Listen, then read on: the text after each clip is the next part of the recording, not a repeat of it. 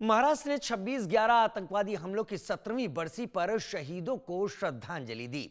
मुंबई की सुरक्षा के लिए अपने प्राण न्योछावर करने वाले वीरों को याद किया। ये रिपोर्ट देखिए।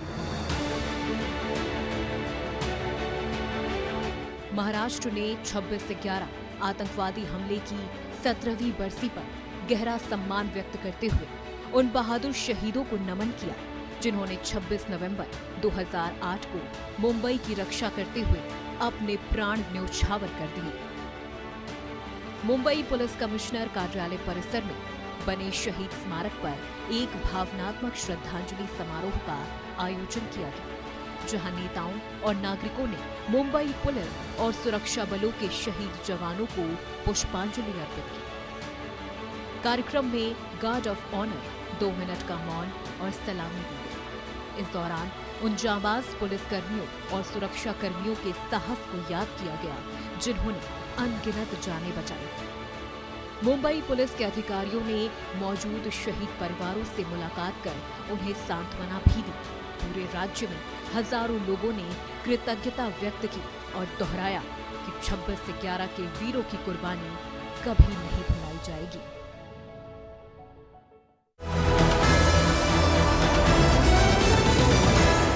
संविधान दिवस पर पेरिस के यूनेस्को मुख्यालय में डॉक्टर बाबा साहेब आम्बेडकर की प्रतिमा का अनावरण हुआ, जो महाराष्ट्र के लिए गर्व का क्षण रहा। यह रिपोर्ट देखिए। संविधान दिवस पर भारत के संविधान निर्माता डॉक्टर बाबा साहेब आम्बेडकर की प्रतिमा का पेरिस के यूनेस्को मुख्यालय में अनावरण किया गया। महाराष्ट्र के साथ ही पूरे भारत के लिए ये गौरव की बात है।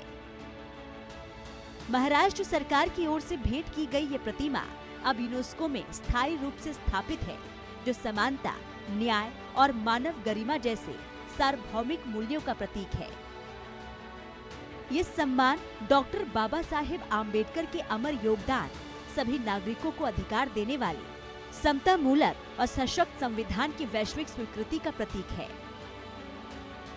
यूनेस्को मुख्यालय में प्रतिमा की स्थापना के साथ ही डॉक्टर बाबा साहेब आम्बेडकर का संदेश समानता और न्याय दुनिया के हर कोने तक पहुंच रहा है।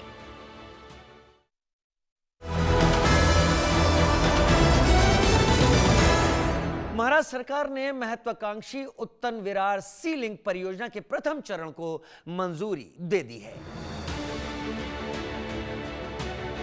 बुनियादी ढांचे को मजबूत करते हुए महाराष्ट्र सरकार ने महत्वाकांक्षी उत्तन विरार सी लिंक परियोजना के पहले चरण को मंजूरी दे दी है। 55 किलोमीटर लंबा ये हाई स्पीड कॉरिडोर मुंबई महानगर क्षेत्र में कोस्टल कनेक्टिविटी को पूरी तरह से बदल देगा। 24.35 किलोमीटर तक अरब सागर के ऊपर फैला ये भारत का सबसे लंबा समुद्री पुल होगा, जिसे 30.77 किलोमीटर के एलिवेटेड और एक्सप्रेसवे नेटवर्क के साथ जोड़ा जाएगा। ये 6 लेन का आधुनिक कॉरिडोर इंटेलिजेंट ट्रांसपोर्ट सिस्टम से लैस होगा। इस सी लिंक के पूरा होते ही पश्चिमी एक्सप्रेस हाईवे और एसवी रोड पर भारी ट्रैफिक दबाव में कमी आएगी, यात्रा समय घटेगा, प्रदूषण में कमी आएगी और मुंबई कोस्टल रोड, बांद्रा वर्ली सी लिंक और अटल सेतु से सहज कनेक्टिविटी भी मिलेगी। 58,754 करोड़ रुपए की इस परियोजना से रोजगार के हजारों अवसर पैदा होंगे।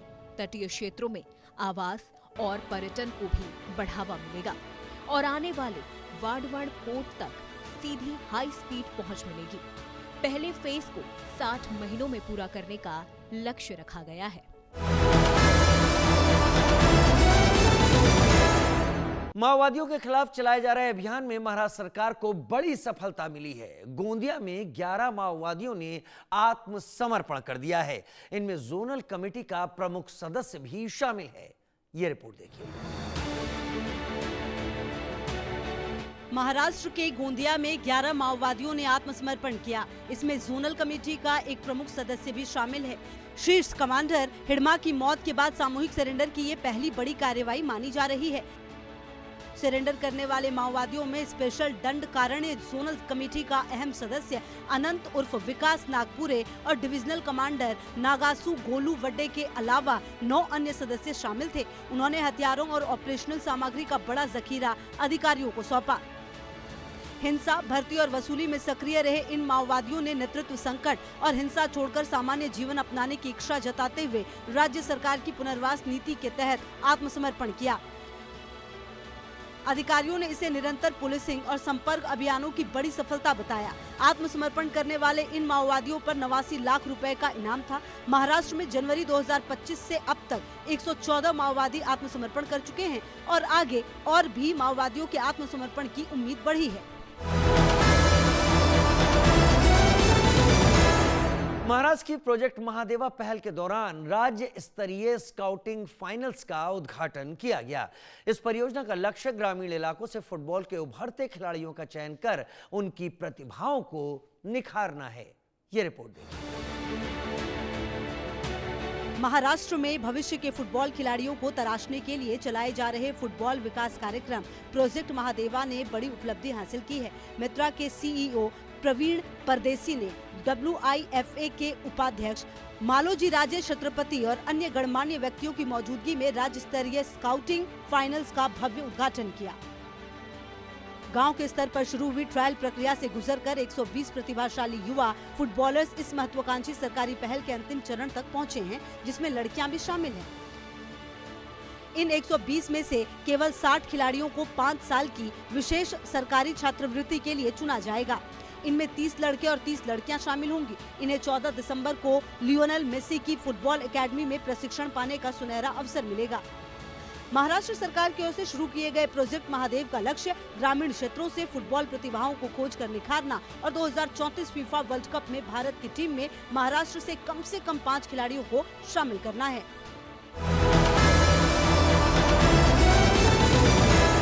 तो ये थी महाराष्ट्र की इस हफ्ते की कुछ बड़ी खबरें। महाराष्ट्र की ताजा तरीन खबरों के लिए देखते रहिए हमारी खास पेशकश नेक्स्ट महाराष्ट्र।